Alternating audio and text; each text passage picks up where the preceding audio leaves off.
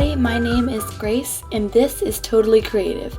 Today I will be reviewing, swatching, testing, and unboxing the St. Petersburg's White Nights watercolors.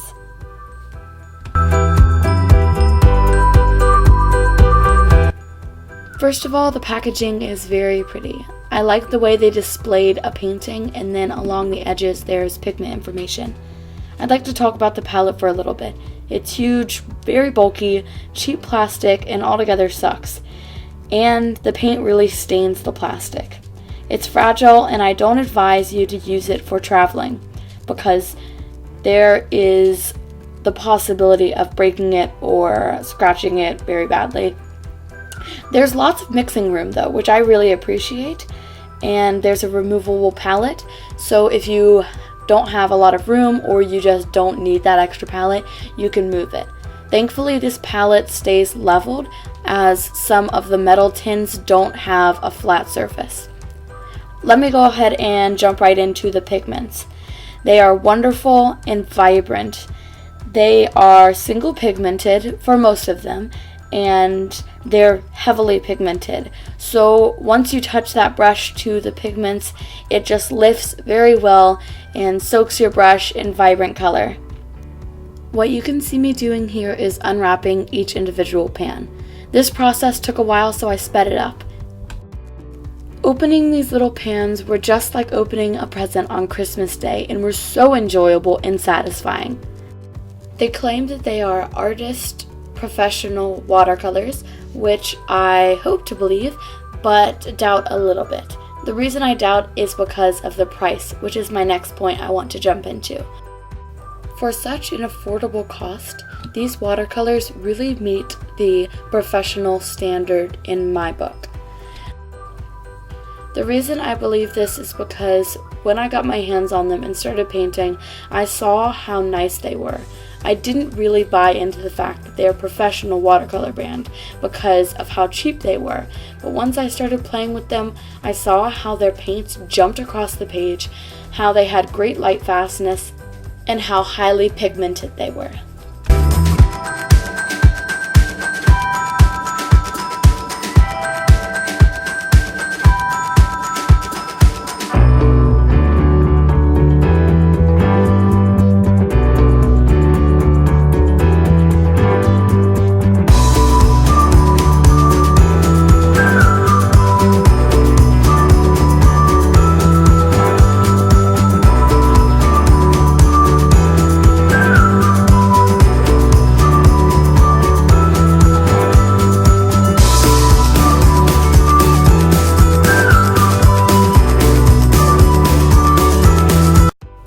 One thing that I wanted to note is that in purchasing these, I was debating whether or not I should buy these or the Winsor & Newton set of half pans, the studio set. I wanted a lot of colors and I thought that was the best way to go, but I researched these a little bit more and saw that you don't really need all of those colors. 36 pans is just enough and these colors are very sufficient. I'm so happy I went with this palette and not the Winsor & Newton studio set. Nothing against it, but I believe this set was more worth my money. Some basic information that you might need to know about these watercolors are they're made in Russia. They do not come in anything other than full pans, so you're not able to buy them in half pans or tubes. Just whole pans, which isn't that bad, but if you like doing them from tubes, you're not going to have that opportunity with these White Nights paints. Some of these paints are not as light fast, and this is not a travel palette. I covered that a little bit ago when I was unboxing them. One important thing is these are open stocks, so that if you want to replace a color or don't want a big pack like this, you can buy a smaller pack, or you can buy individual full pans by themselves, so you don't have to buy a full pack if you don't need it and if you don't want it. This allows you to customize your own palette and get rid of what you don't want and only purchase what you do want. But for the purpose of this video, I went ahead and got the 36 so I can review all the colors.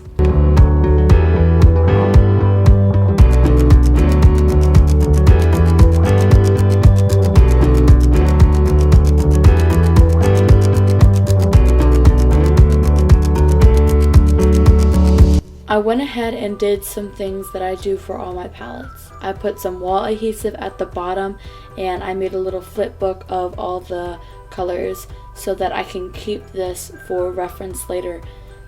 Each one of these has the information about pigments, light fastness, and so on, so I wanted to keep those.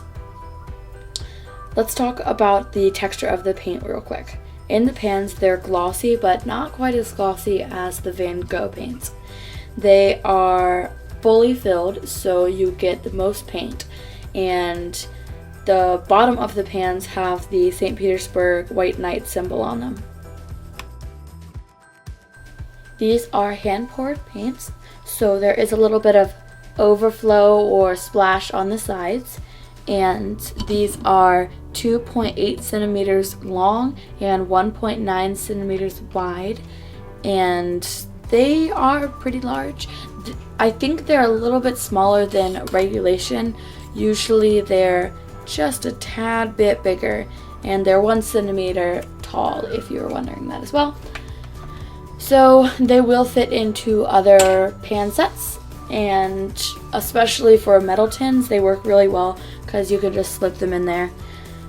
If you don't like this palette, which not a lot of people do, and you want something to replace it, I recommend getting a Meeden watercolor tin. It's just a metal tin box that will hold these. You'll want to get the 48 pan set, and make sure to check what the label says so you don't buy the wrong sized kit, which is always annoying. The only time I ran into any problem was with the cobalt blue, which I had to scrub really hard to get off the pan, and the chromium oxide, which left a lot of strokes. As you can see here, I had to layer it twice to get it a darker color and to get rid of some of those brush strokes. All the colors on the top half were really beautiful and vibrant. My favorite were hazy yellow, ruby, and ultramarine. The 3 primary colors in the top right corner. Now what I'm doing is I'm going to be painting a parrot. I've got an outline along with washi tape around the edges to have that border, and what I'm starting with is cadmium yellow, lemon, and I'm just going to be naming the colors as I go, and as this progresses I'll be talking a little bit about the texture of each paint. What you see me doing here is laying down a wet on dry semi-wash. I'm kind of outlining where the stomach is going to be, which is that nice lemon yellow. And the reason I do a wet on dry is so that I can have the most control over where the colors go. One tip that I recommend for these watercolors, or any professional grade watercolors, is to wet the surface of the paints before use. This will activate the paints and help them moisten before use so that the colors are extremely vibrant and so that they show even brighter. What you see me doing here is taking some cerulean blue and laying down in small oval sharp motions the hair of this bird. I'm doing this along the back, and once I'm finished I'm going to add some darker tones. But first I'm starting with that cerulean blue for my lightest shades.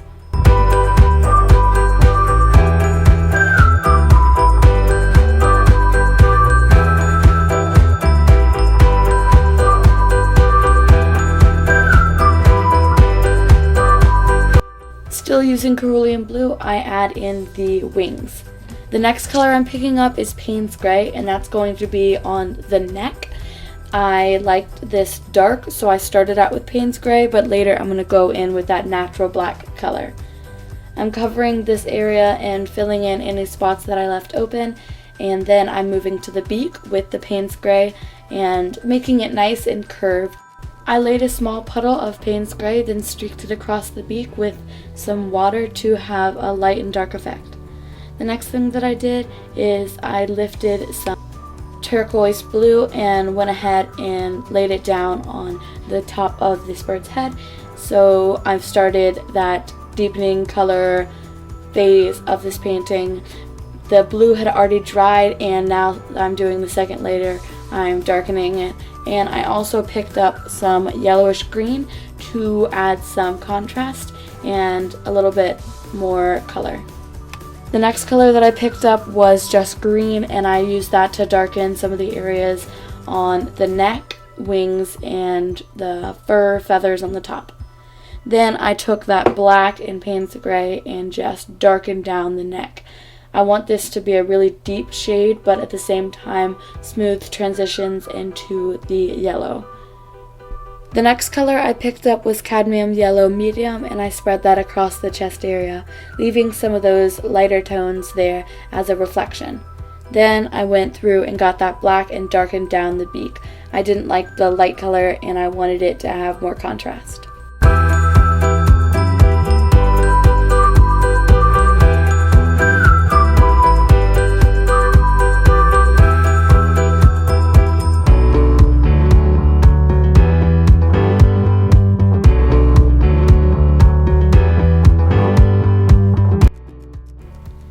The next thing that I do is pick up some light gray, and I've made wrinkles along his face. And then what I did next was taking some cadmium lemon and adding it right up to the face there.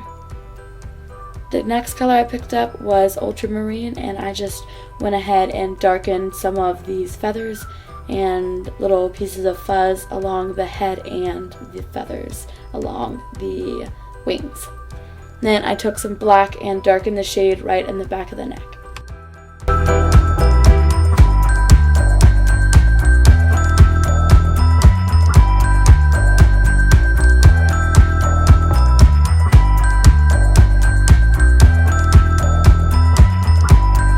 What you can see me doing here is darkening the gap between the beaks and then taking some Payne's Gray and black and making weird little zigzag lines across the face, kind of like the stripes on a zebra.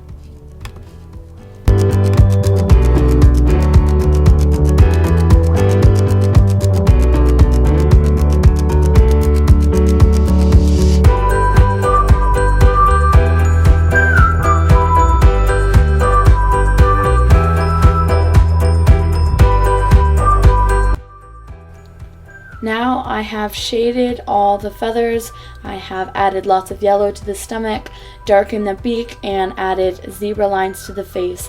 I go ahead and do a touch of yellowish green on the eyeball to give it a little bit more life. After that, I took some dark black and did a little pupil.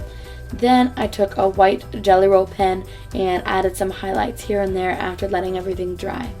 I added this to give it a lifelike and fun effect, and I always love adding this as an extra touch, and it makes it look all complete. Then I peeled off the tape on the edges, which wasn't really needed, but I like having tape there to hold it down.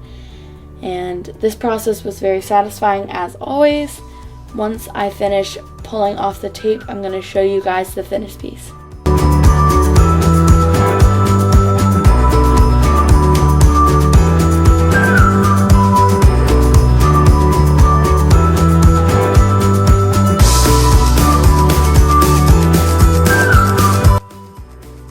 And there you have it, guys, the finished product. This was so much fun, and I love the zebra stripes across the face.